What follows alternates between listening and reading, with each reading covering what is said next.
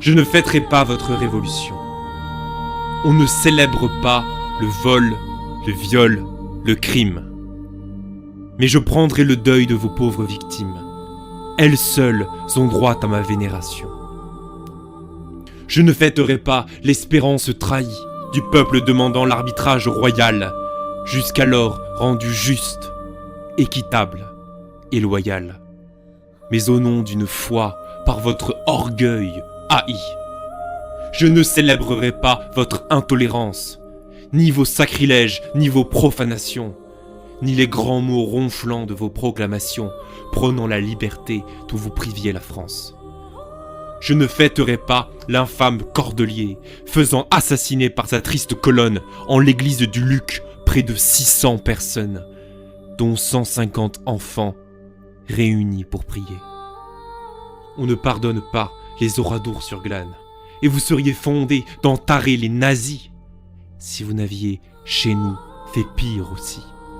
Vous êtes précurseurs, messieurs, et non profanes. Quand vous jetiez au four, par vous, chauffés à blanc, les mères, les enfants, les vieillards, les mystiques, vous disiez faire le pain de la République. Mais Amé, mieux qu'Hitler, les y jetait vivants. Car c'est bien cet Amé, de sinistre mémoire, l'un de vos généraux prétendus glorieux, qui fut l'instigateur de ce supplice odieux. Vous avez aussi, vous, eu vos fours crématoires. Et Turreau trouvait tant de plaisir à ces jeux qu'il faisait ajouter, quand manquaient les dévotes, et malgré tous leurs cris, les femmes patriotes. Votre fraternité les unissait au feu.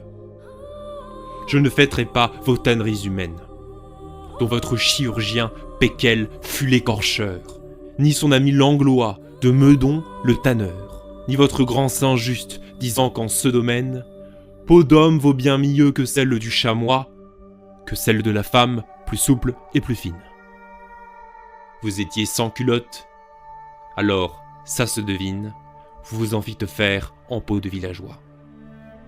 Quand vous abominiez les gardiens sataniques de l'affreux Buchenwald, écorchant de leur peau nos morts, les laissant nus en leur chair en lambeaux, avez-vous des remords ou restez-vous cyniques?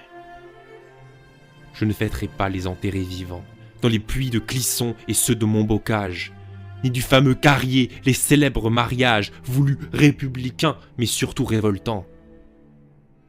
Attachant l'un à l'autre une fille et son père, une mère et son fils, un prêtre et une sœur. Et nus, bien entendu, pour que leurs massacreurs aient, humiliant leurs morts, à rire et à se distraire, quand, en les entassant d'embarques à sa bord, on les faisait sombrer dans les eaux de la Loire. Et le fleuve royal garde encore leur mémoire. Il apparaît plus triste à l'approche du port. Je ne fêterai pas, non plus, la guillotine. Ce symbole attitré de la Révolution. Ce moyen fraternel d'abreuver nos sillons, comme vous le chantez d'un sang que moi, j'estime. Je ne chanterai pas votre Révolution. Elle a fait trop couler de sang, de pleurs, de larmes.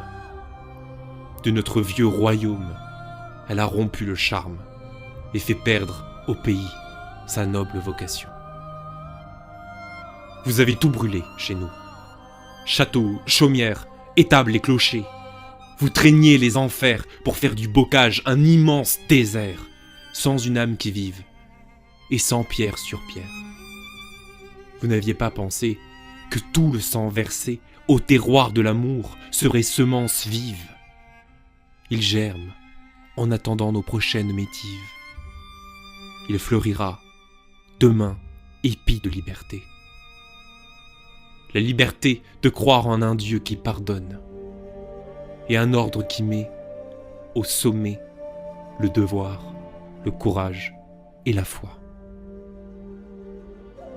Qui veut que le pouvoir ne dépende jamais du nombre et de la somme.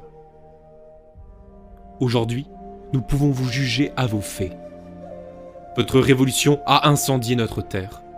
Elle a porté partout la misère et la guerre, quand le monde a jamais plus désiré la paix. Je ne peux pas célébrer votre révolution. On ne célèbre pas le vol, le viol, le crime. Je porterai le deuil de toutes ces victimes. Elles seules sont droites à ma vénération.